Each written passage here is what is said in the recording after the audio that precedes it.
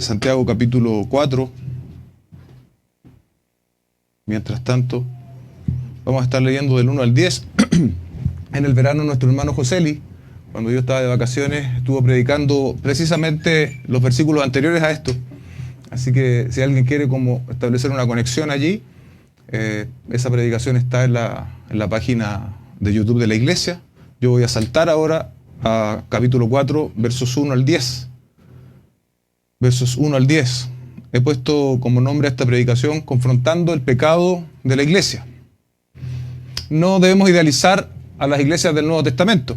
De hecho, el Nuevo Testamento nos ofrece de manera directa o indirecta un retrato de las iglesias a través de las epístolas. No eran iglesias perfectas. Tampoco eran una copia exacta la una de la otra. Enfrentaron divisiones, problemas. Por ejemplo, primero a los Corintios dice que ellos tenían un espíritu partidario, ¿no? Algunos eran de Apolo, otros de Cefa, otros de Pablo. Competían en las reuniones entre sí. En las reuniones públicas querían el protagonismo, lo vimos hace algún tiempo atrás. Y se demandaban incluso unos a otros en los tribunales de aquella época. Los creyentes de Galacia, dice Pablo en Gálatas 5:15, se mordían y se comían unos a los otros. Y Pablo tuvo que exhortar a los efesios a que cultivaran la unidad espiritual. En Efesios 4, 1 al 16. Aún los ejemplares filipenses, entre ellos habían dos mujeres que no se llevaban muy bien, lo recuerda, Evodia y Síntique. No hay iglesias perfectas en el retrato del Nuevo Testamento y tampoco las hay hoy. Dice un autor, tenemos la impresión de que la iglesia cristiana primitiva se caracterizaba por la paz y la armonía. Piénsese en el periodo inmediatamente posterior a Pentecostés, en que todos los creyentes tenían un solo corazón y una mente. Hechos 4:32. Este retrato de la iglesia, sin embargo, se desvanece en el lapso de una década, o un poco más.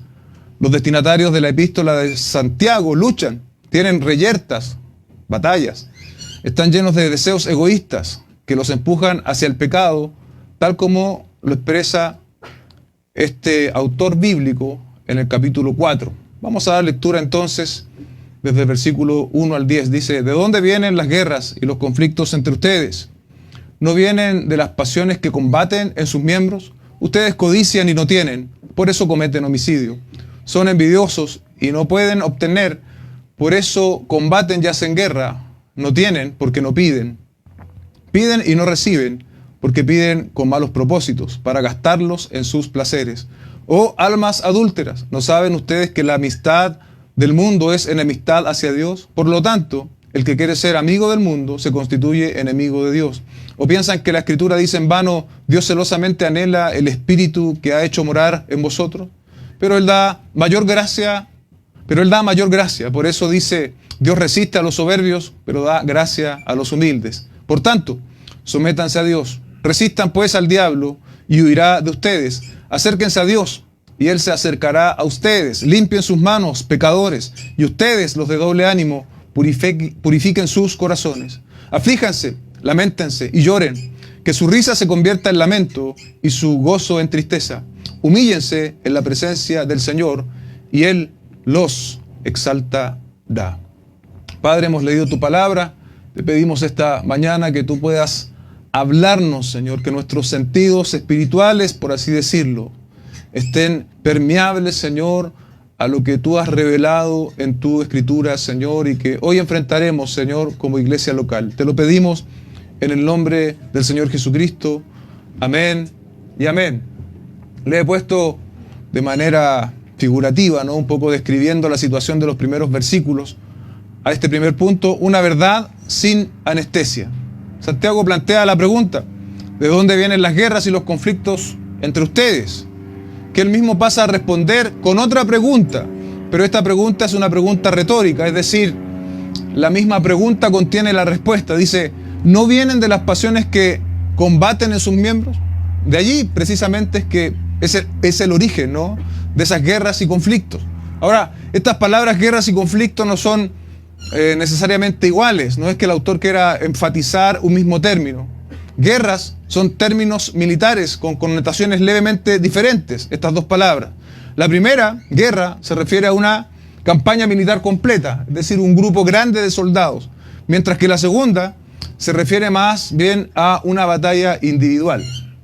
Entonces, Santiago está llamando la atención sobre los conflictos en general de la iglesia, pero también esos conflictos que nosotros tenemos muchas veces de manera individual.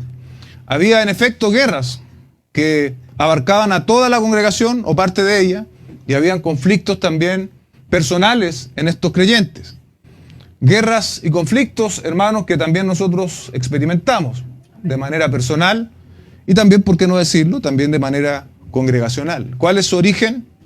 Bien, dice, vienen de las pasiones que combaten en sus miembros, dice el autor bíblico.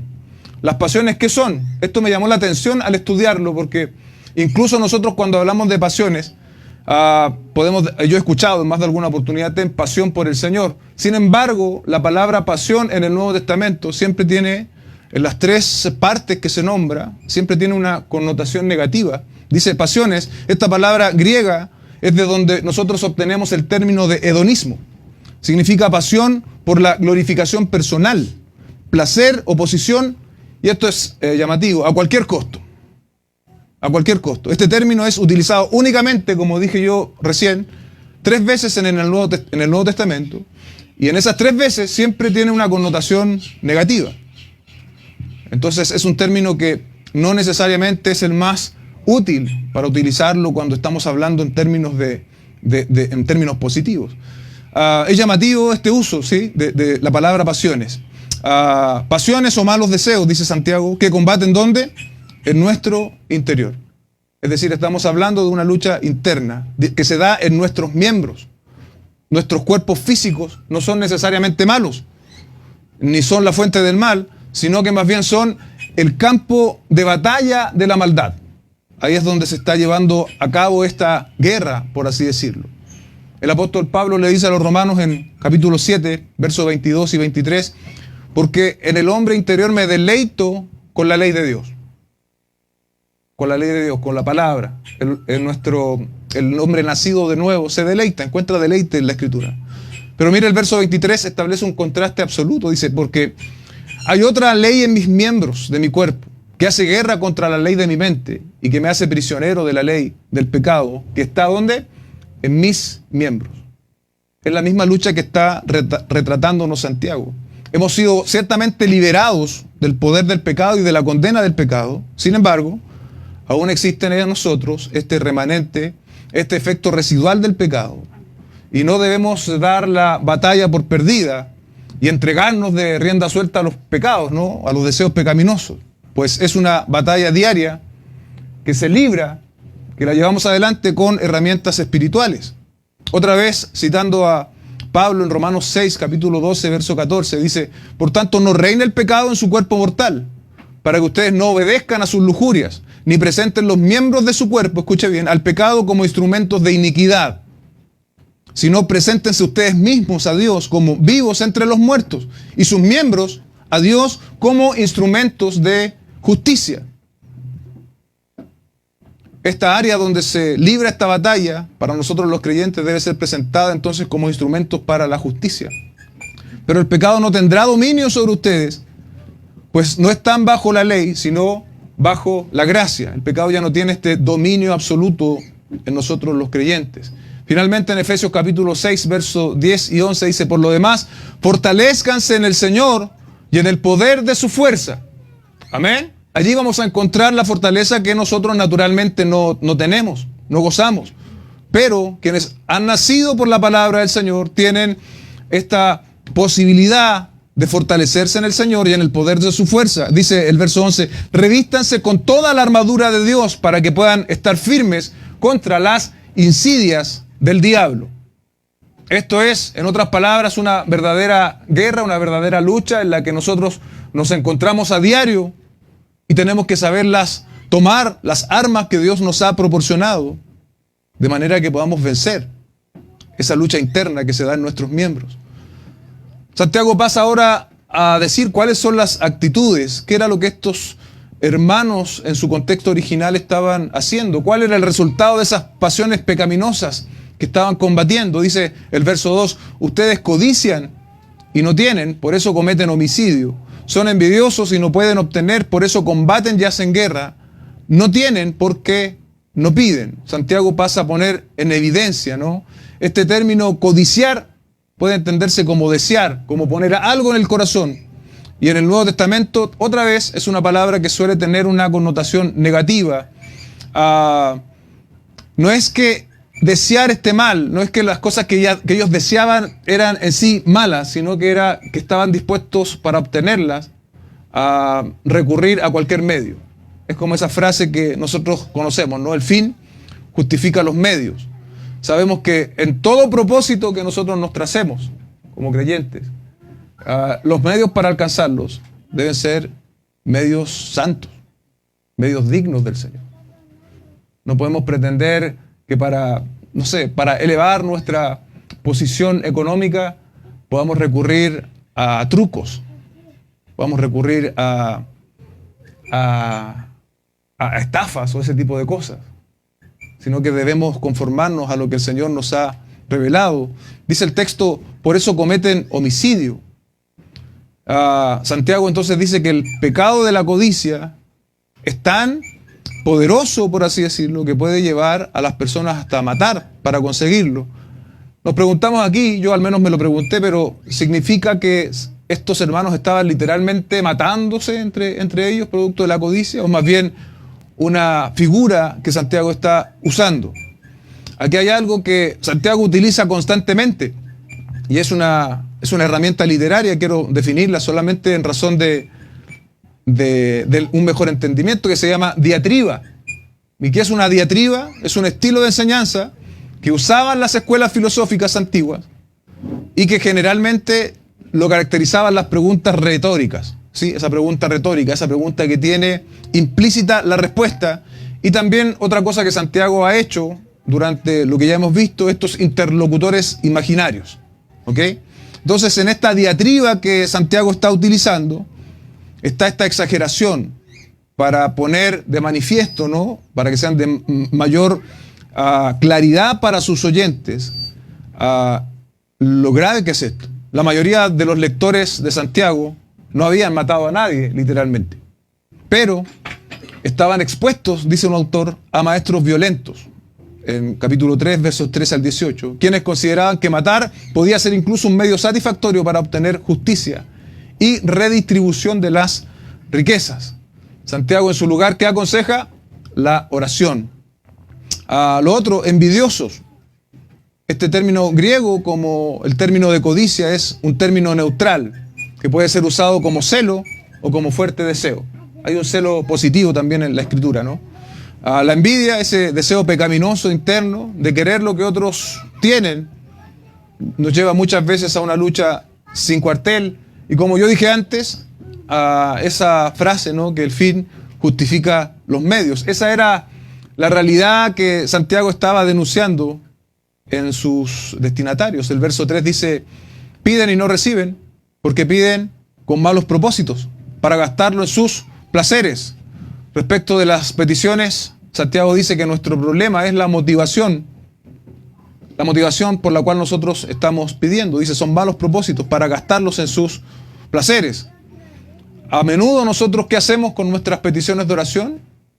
Las utilizamos para alcanzar nuestra voluntad y no la de Dios. Esta actitud, lo peor que Dios podría hacer por nosotros muchas veces sería responder este tipo de oraciones egocéntricas. Y Él, ciertamente, en su eterna sabiduría no lo hace.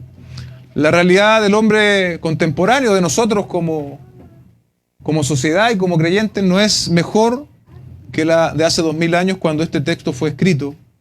Hay una sed insaciable por los placeres del mundo, por los que éste ofrece, la cual muchas veces incluso nos alcanza a nosotros los creyentes.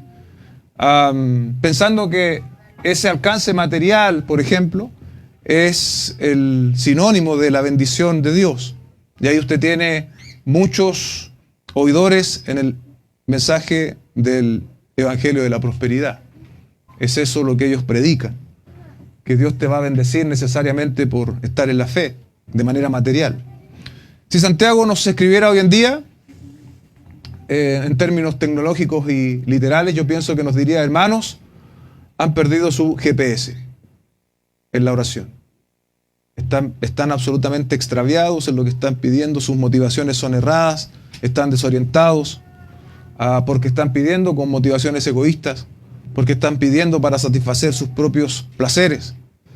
Y la pregunta que surge, iglesia, para cada uno de nosotros esta mañana es: ¿dónde está hoy nuestro norte? ¿Qué es lo que cautiva nuestros pensamientos, nuestras conversaciones? ¿Qué es lo que predomina, por ejemplo, en nuestra oración? Muy bien dice la palabra, ¿no? De la abundancia del corazón hablará la boca. De la abundancia que hay en nuestro corazón también serán nuestras oraciones. Allí podemos encontrar nosotros un buen diagnóstico de cómo está nuestra vida espiritual en este sentido.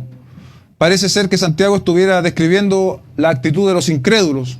Sin embargo, recordemos que él se está dirigiendo a cristianos. Dice un autor: cuando el creyente ora a Dios en el nombre de Jesús, no solo debe creer que Dios lo escuchará y contestará la oración, también debe preguntarse si su petición dará gloria al nombre de Dios, si avanzará el reino de Dios y si estará en armonía con la voluntad de Dios. Si estos motivos del creyente cuando ora, si estos son los motivos del creyente cuando ora, Dios le prosperará concediéndole su petición. La codicia, la envidia, la petición centrada en nosotros mismos, siguen siendo pecados hoy que nos afectan. Y nosotros, frente a cualquier pecado, incluido esto, sabemos lo que tenemos que hacer. El primer paso frente al pecado es reconocerlo para poder entonces arrepentirnos.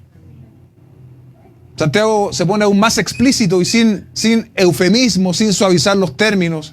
En el verso 4 dice: oh almas adúlteras, oh almas adúlteras. Un término que quienes estaban leyendo o oyendo esta carta conocerían, porque el pasado del pueblo de Israel oyeron muchas veces en la boca de los profetas estos términos. Fue una acusación justa en contra del pueblo de Israel llamarles en muchas oportunidades adúlteros. ¿Por qué? Porque ellos en muchas oportunidades corrieron en pos de dioses ajenos y para seguir las costumbres también de pueblos cercanos. Por citar un ejemplo, el profeta Ezequiel en verso 16, 36, 37 dice: así dice el Señor, por cuanto fue derramada tu lascivia y descubierta tu desnudez en tus prostituciones con tus amantes y con todos tus detestables ídolos, y a causa de la sangre de tus hijos que les ofreciste. Ahí están las costumbres paganas. Llegaron a sacrificar hijos.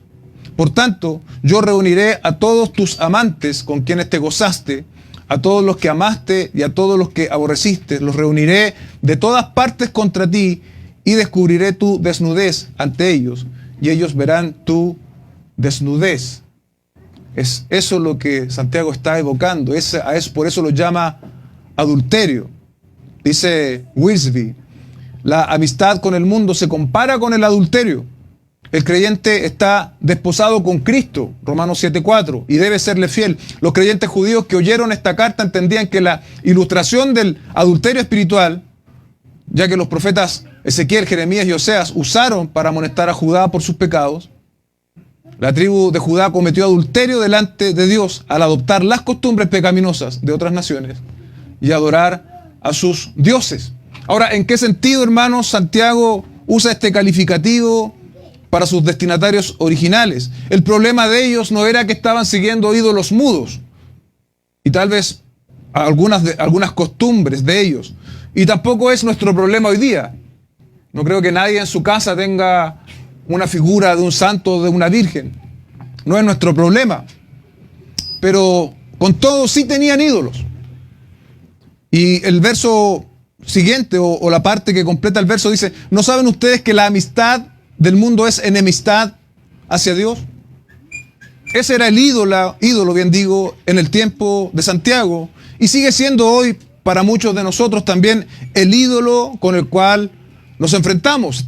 Hay una amistad con el mundo.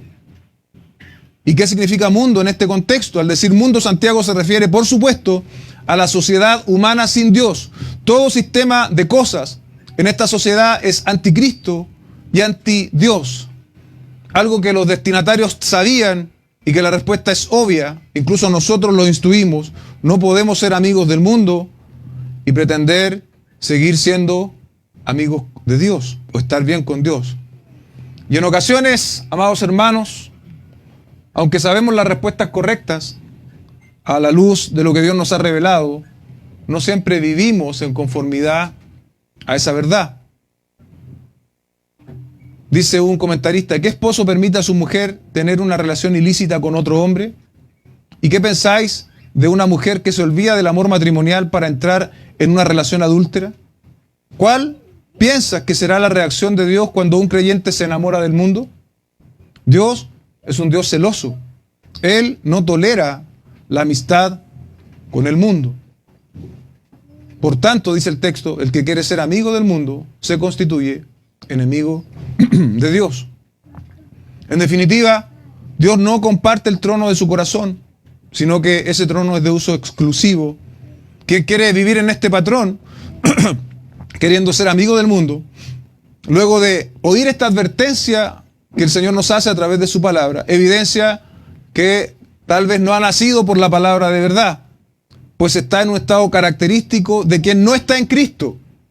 No, él es un enemigo de Dios. El Señor Jesucristo lo planteó de la siguiente forma en Mateo 6:24. Nadie puede servir a dos señores. ¿Por qué? Aborrecerá a uno y amará al otro, o apreciará a uno y despreciará al otro. Ustedes no pueden servir a Dios y a las riquezas. No es posible. Volviendo a lo que decíamos respecto de los profetas del Antiguo Testamento, en su justa acusación en contra del pueblo de Israel, que era del adulterio espiritual. No sé si usted sabe la gravedad del asunto de la idolatría, pero en Deuteronomio 17, 2 al 6, podemos ver cuánto rechaza Dios la idolatría de su pueblo, en el contexto nuestro, de su iglesia. Dice: si en medio de ti, en cualquiera de las ciudades, el Señor tu Dios te da, se encuentra un hombre o una mujer que hace lo malo ante los ojos del Señor tu Dios, violando su pacto, y que haya ido y servido a otros dioses, adorándolos, adorando al sol, a la luna o a cualquiera de las huestes celestiales, lo cual yo no he mandado, si te lo dicen y has oído hablar de ello, harás una investigación minuciosa. Y si es verdad y es cierto el hecho de que esta abominación, bien digo, ha sido cometida en Israel, entonces sacarás a tus puertas, escuche bien, a ese hombre, a esa mujer que ha cometido esta mala acción, y los apedrearás, al hombre o a la mujer, hasta que mueran. Ese era el castigo por la idolatría en el Antiguo Testamento. Al que ha de morir se le dará muerte por la declaración de 2 o 3 testigos. Se da cuenta que no era así como una acusación simple, sino que Dios se encarga de que esto tenga suficiente evidencia. No se le dará muerte por la declaración de un solo testigo. Lo que aquí estaba pasando en Israel es que muchos que eran parte numérica del pueblo de Dios, en realidad no eran parte del pueblo de Dios. Lo que pasa muchas veces es que muchas personas pueden asistir a las iglesias, pero no son verdaderos cristianos. Si están en un patrón constante de amar al mundo y las cosas del mundo, entonces no son verdaderos cristianos. No importa cuántos años lleven en la iglesia, no importa si cantan, no importa si predican, no importa lo que hagan. Si aman más al mundo y la cosmovisión que este mundo tiene, entonces no son verdaderos cristianos. Un indicador visible de esta enemistad con Dios es la amistad con el mundo, nuestro apego emocional. Y esto se manifiesta, amados, que pensamos, que vivimos y que actuamos como es el mundo. Me acordé ahora mismo de algo que he dicho en otras, pero hace mucho tiempo no lo digo, acá decimos servicio militar, de un joven que fue al servicio militar. Y bueno, era un joven cristiano, entonces él vuelve a su iglesia luego de haber cumplido su servicio militar. Y en la entrevista con el pastor le pregunta: y bueno, ¿y cómo te fue? Y el joven muy contento le dice: me fue muy bien, pastor. Nadie se enteró de que yo era cristiano. Un ejemplo de alguien que está amando las cosas del mundo y que pasa absolutamente desapercibido a los ojos de los demás. No hay nada diferente de él, ¿no? En su forma de hablar, en su forma de expresarse, en su forma de actuar, no hay nada diferente. No debe ser nuestra característica, amados hermanos. Primera de Juan 2, 15, 16 dice: no amen las cosas, no amen al mundo ni las cosas que están en el mundo. Si alguien ama al mundo, el amor del Padre no está en él. Es muy claro, Juan. Ahora, ¿cuáles son esas cosas del mundo, Juan? Verso 16. Porque todo lo que hay en el mundo, la pasión de la carne, la pasión de los ojos, la arrogancia de la vida, no proviene del Padre, sino del mundo. Si estás aquí esta mañana oyendo este mensaje, o tal vez a través de la transmisión de la iglesia, el que tú estés oyendo este mensaje es una misericordia de Dios para ti. Porque Dios te está llamando a abandonar tus ídolos. Ya sea ese ídolo manifestado en actividades, personas, valores, creencias que este mundo tiene. Y aunque tú te puedas justificar, finalmente el texto nos descubre y nos dice, amigo, no puedes ser amigo del mundo y a la vez pretender estar bien con Dios. Santiago nos sigue llamando la atención a la reflexión a través de dos preguntas en el verso 5. Dice, ¿o piensas que la Escritura dice en vano, Dios celosamente anhela el Espíritu que ha hecho morar en nosotros? El Señor Jesucristo en Juan 14:23 lo dijo de la siguiente manera. Jesús le respondió, si alguien me ama, guardará mi palabra y mi Padre lo amará y vendremos a él y haremos con él morada. Y el apóstol Pablo más tarde diría en Efesios 2:22, en Cristo también ustedes son juntamente edificados para morada de Dios en el Espíritu. Dice Warren Wiersbe, así como el mundo es el enemigo de Dios Padre, la carne es el enemigo de Dios el Espíritu Santo. Ciertamente es normal que entre personas exista un celo amoroso y santo. Así también el Espíritu que en nosotros mora guarda celosamente una relación con Dios y se entristece cuando nosotros pecamos contra el amor divino. Los que hemos nacido por la palabra somos morada del Espíritu. Y el Espíritu no es un accesorio en nuestras vidas. El Espíritu es la tercera persona de la Trinidad. Es Dios mismo y nos debe dominar. Todo nuestro quehacer, toda nuestra vida. ¿Y cómo se va a manifestar de manera práctica ese dominar? Vamos a ser personas obedientes a la palabra. Vamos a ser personas maduras, no perfectas. Ninguno de nosotros es perfecto, ninguno de nosotros es impecable. Pero estamos persiguiendo la madurez. Estamos persiguiendo agradar al Señor y vivir en su palabra. Estamos en esa lucha constante, día tras día. Aquí han sido como malas noticias en general, como una descripción algo fuerte de parte de Santiago.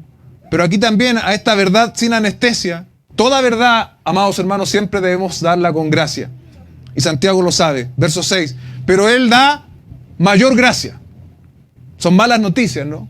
Una oración egocéntrica, que tengamos estas batallas internas, que amemos al mundo muchas veces. Pero aquí está una noticia mayor, algo superior a todas estas cosas malas. Pero Él da mayor gracia.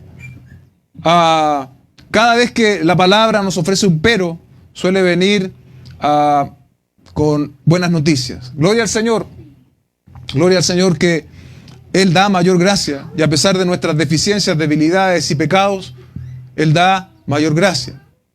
Dice, el hecho que Dios suministre mayor gracia muestra que su gracia es más grande que el poder del pecado, la carne, el mundo y Satanás. Amén. Así que con ese panorama previo, no muy catastrófico, tenemos algo mayor, y es que Dios nos da mayor gracia. Dice el texto, Dios resiste a los soberbios, pero da gracia a los humildes. La soberbia es la autosuficiencia. La soberbia resuelve todo por sí sola, no necesita de nada ni de nadie. La soberbia en el creyente suena más o menos así a veces. Somos yo y Dios, o Dios y yo. Pero frente a enseñanzas como estas, sumamente claras en la Escritura, debemos asumir que muchas veces nos caracteriza un corazón soberbio. La NTV dice, Dios se opone a los orgullosos, pero muestra su favor a los humildes. Dios quiere que confesemos en su gracia, siendo que Él da mayor gracia. No así el diablo quiere que confiemos en nosotros mismos. Satanás es el autor de todos los proyectos espirituales, al estilo, hágalo usted mismo. ¿Sí? Hágalo usted mismo.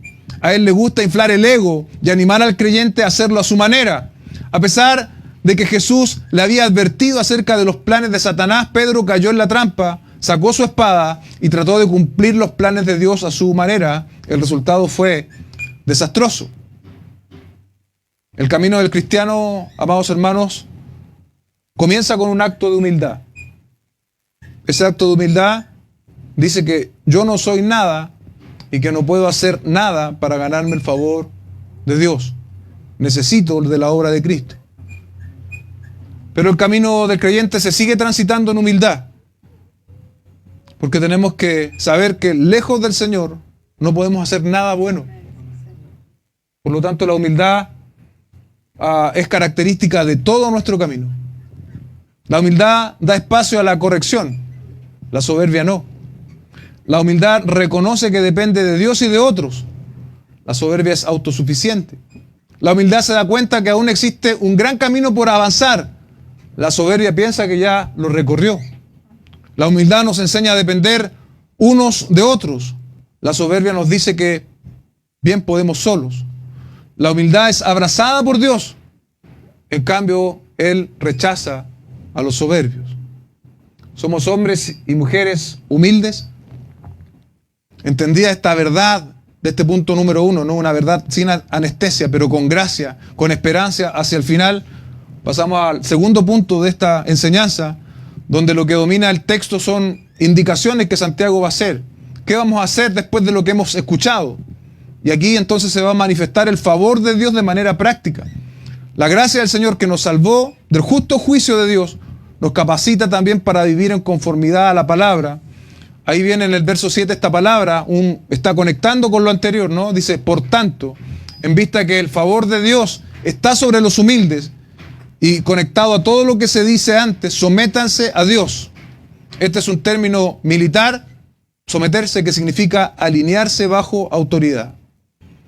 Ciertamente sometidos a Dios no tendremos amistad con el mundo, tendremos oraciones conforme a su voluntad, seremos activos en resistir el pecado de la envidia, la codicia y en general los conflictos que hay en nosotros y entre nosotros. Sometidos a Dios bajo su autoridad, si aplicamos el término descrito al comienzo de este punto, ¿no? No estamos para negociar o discutirle a Dios. El que está sometido a Dios no está para negociar o discutirle a Dios los términos, sino para obedecer. El sometido obedece, no discute, no argumenta con Dios. La historia de Jonás nos ilustra bien a la vida de un profeta que quiso hacer su voluntad. Pero ¿qué pasó? Producto que él quería hacer sus propios planes, Dios lo procesó en el estómago de un pez para que aprendiera a someterse. ¿Es necesario que Dios trate con nosotros de esas maneras? Muchas veces sí. Muchas veces sí. Iglesia, no busquemos más vías alternativas o menos radicales. Busquemos obedecer a Dios, someternos a Él en todo nuestro camino. El texto sigue agregando, dice, resistan pues al diablo y huirá de ustedes. Literalmente la palabra resistir es tomar una posición contraria. Tomar una posición contraria. Satanás es el mejor timador de la historia, es el mejor estafador de la historia humana. Porque si usted lo piensa así, en la escena impecable del paraíso, fue capaz de venderle la mentira a Adán y a Eva que podían ser como Dios. Nuestros padres compraron esa idea y pecaron contra Dios. Y el objetivo de Satanás sigue patente hoy en día. Satanás quiere engañar al hombre, a la mujer y, si aún fuera posible, a nosotros los creyentes. Si yo le preguntara esta mañana, ¿qué piensas que te hace falta hoy para ser más feliz? Una de las ideas más comunes, quizás no voy a representar al 100% de los que están aquí, pero una de las más comunes es que con más dinero seríamos personas más felices, podríamos resolver muchos de nuestros problemas. Eso puede transformarse en un objetivo de vida, el tener más dinero. Personas como nosotros, que estamos aquí, ¿cómo obtenemos más recursos? Trabajando más. No somos personas que tengamos herencias y que vamos a recibir dinero por esas vías. La única manera de subir en nuestro estatus material, por así decirlo, es trabajando más. Ahora, trabajar más significa tener menos tiempo para la familia, menos tiempo para la iglesia y, lo más importante, menos tiempo para Dios. ¿Qué sigue después de eso? Fracturas matrimoniales, problemas con los hijos, abandono de la iglesia local. Debemos resistir toda idea que Satanás quiera sembrar en nuestros corazones. Pero la clave para ello, amados hermanos, está en el verso anterior. Debemos someternos a Dios, debemos obedecer a lo que Él nos manda en su palabra. Y si usted quiere un ejemplo más aquí, recuerde cómo el Señor enfrentó a Satanás en este cara a cara que tuvo con Él en el desierto previo a su ministerio. El Señor respondió cada vez, escrito está, escrito está. ¿Estamos preparados nosotros para ello? ¿Estamos preparados para resistir a Satanás? Tenemos que ser dominados por la palabra. Y para ser dominados por la palabra es obvio que tenemos que conocerla. Las mentiras de Satanás son cada vez más peligrosas. Son cada vez más virales y también más sutiles. Hasta el más maduro y preparado de entre nosotros podría ser preso de una de ellas. Así que tenemos que, como dice el apóstol Pedro, estar alertas porque Satanás anda como león rugiente buscando a quien devorar. Verso 8, acérquense a Dios y Él se acercará a ustedes. Este verso refleja, ¿no?, las regulaciones del Antiguo Testamento para los sacerdotes de ese contexto. Ahora, a Santiago lo está aplicando a todos los creyentes. El título colectivo de los sacerdotes del Antiguo Testamento ahora es transferido a todos los santos del Nuevo Testamento. Primera de Pedro 2:5. También ustedes, como piedras vivas, sean edificados como casa espiritual para un sacerdocio santo. ¿Se da cuenta? Pedro está diciendo que toda la iglesia ahora somos un sacerdocio santo. Ya no es una cuestión de una tribu específica como en el caso del Antiguo Testamento. Todos y cada uno de nosotros somos sacerdocio santo para ofrecer sacrificios espirituales aceptables a Dios. Y esto es sumamente importante por medio de Cristo. Por medio de Cristo. ¿Cómo es posible esto? Pedro lo dice de manera muy clara. Por medio de Cristo. Nos acercamos entonces confiados al trono de la gracia del Señor por la obra de Cristo. Y Él se acerca a nosotros. Ya no hay separación entre Dios y nosotros. Recuerde que en la cruz el Señor exclamó: consumado es. Consumado es. Podemos acercarnos por la obra del Señor Jesucristo al trono de la gracia del Señor. Y ya no tememos el ser fulminados, porque Cristo completó su obra en la cruz del Calvario. Amén. Y resucitó al tercer día de entre los muertos. Amén. Santiago, en el verso 8, le dice a sus lectores, pecadores y de doble ánimo, y demanda de ellos ciertas acciones. Dice: limpien sus manos, pecadores, ustedes de doble ánimo, purifiquen sus corazones. A los primeros les dice: limpien sus manos. Esto también se relaciona con la purificación ceremonial de los ritos de adoración del Antiguo Testamento. ¿Qué significa para nosotros? Apartarse del pecado y eliminar el pecado de nuestras vidas. Note usted que aquí hay una responsabilidad sobre los creyentes. Es algo que nosotros tenemos que hacer. Es algo que, si tú has nacido por la palabra, tú tienes que hacer. Porque estás capacitado por Dios para hacerlo. No es algo que va a venir a decirte un ángel que tienes que hacer o un poder que está fuera de ti que te va a capacitar para hacerlo. No, es lo que Dios ya ha hecho en ti lo que te capacita para esto, para apartarte del pecado, para eliminar del pecado de tu vida. ¿Reconocemos esta necesidad de apartarnos del pecado, hermanos? ¿O pensamos que tenemos un rendimiento perfecto? El corazón, recuérdelo muy bien, es engañoso. Luego la expresión: y ustedes los de doble ánimo. ¿Qué denota este doble ánimo? Inestabilidad, capricho y vacilación. Lo vimos recién, ¿no? Cuando una persona ama al mundo y dice que ama a Dios, es una persona de doble ánimo. Estas personas deben necesariamente arrepentirse. Los creyentes necesitan tener manos y corazones limpios, así como un único compromiso con Dios. Y esto, iglesia, tiene que ser un ejercicio diario y constante para nosotros. Purificad vuestros corazones. No se trata solamente de una ceremonia de limpieza externa como en el Antiguo Testamento, sino que para nosotros es algo interno. Primera de Juan 3:3 dice: y todo el que tiene esta esperanza puesta en Él se purifica, así como Él es puro. ¿Tenemos la esperanza en Cristo? Dice el texto que si es de esa manera nos purificamos, porque ciertamente nuestro Dios es puro. Verso 9 de Santiago, volvemos. Aflíjanse. Laméntense y lloren, que su risa se convierta en lamento y su gozo en tristeza. Esto es una referencia al duelo espiritual por el pecado. Es una manera hebraica de referirse a una actitud y a un estilo de vida de arrepentimiento. Lo hemos dicho, el arrepentimiento no es necesario al inicio de la vida cristiana, sino en todo su tránsito. Siempre tendremos algo de qué arrepentirnos. Y sabe que en la medida que más nosotros nos acercamos a Dios, un Dios que es santo, santo, santo, santo, más se pondrán en evidencia nuestros pecados. La aflicción, el lamento, las lágrimas no nos van a parecer entonces exageradas. Van a ser muestras gráficas del arrepentimiento. La risa temporal de los placeres de este mundo, ¿no?, o que proporcionan los placeres, va a ser nuestro lamento.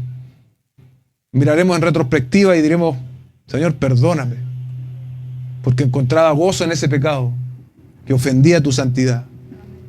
Y el gozo que el mundo nos daba nos provocará tristeza cuando hayamos sido convencidos de pecado. Dice el verso 10: humíllense en la presencia del Señor y Él los exaltará. Humillarse nunca ha estado de moda, ni hace 2000 años, ni tampoco hoy.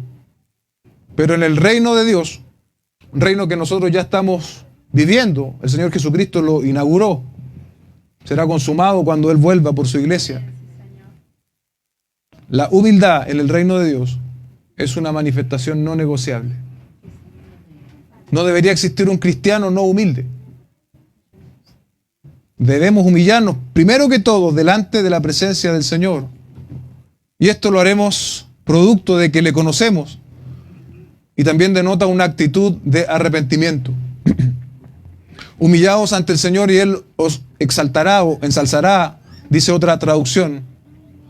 Y esto está dominando toda la Escritura, por decir algunos textos. Salmo 149:4, porque el Señor corona a los humildes con salvación. Proverbios 3:34, Él da gracia al humilde. A Ezequiel 21:26, lo humilde será exaltado y lo exaltado será humillado.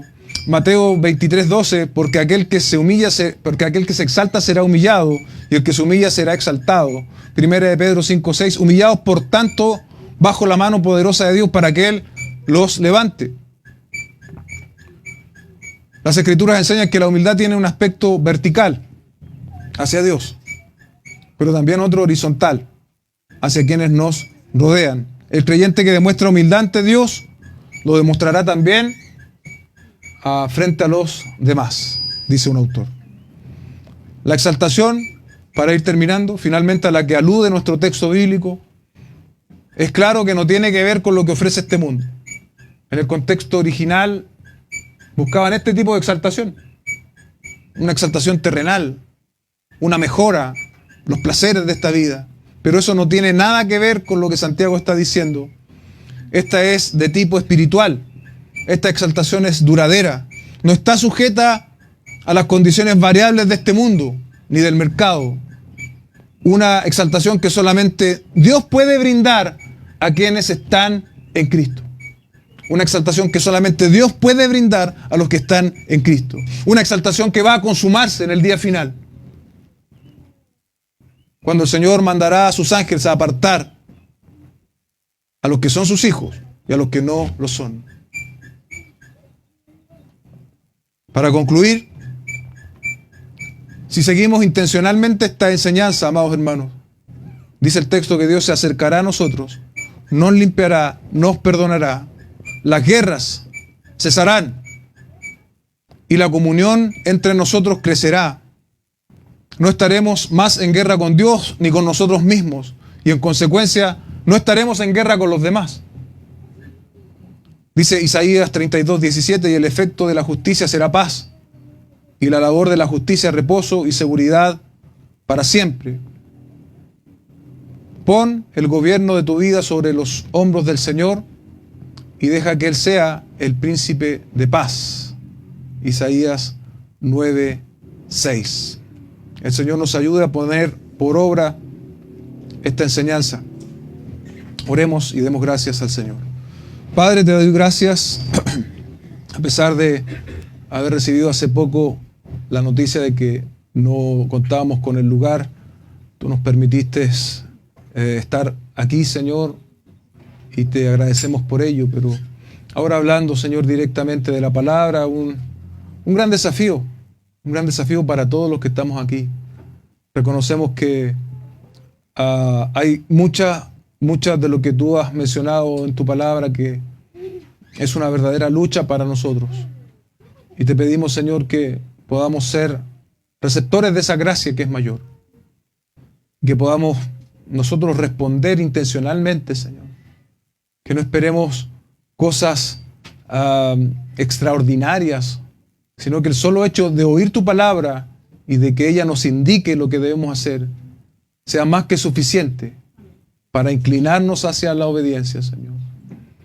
Hay conflictos y diferencias entre nosotros, Señor. El texto nos ha enseñado esta mañana cuál es el origen. El orgullo, Señor, la soberbia de nuestro corazón. Ayúdanos a someter todo aquello, Señor, para que nosotros como iglesia local, Señor, y también como personas, Señor, como individuos particulares, podamos honrar tu nombre en todo tiempo. Te bendecimos y te adoramos en el nombre de nuestro Señor Jesucristo. Amén y amén.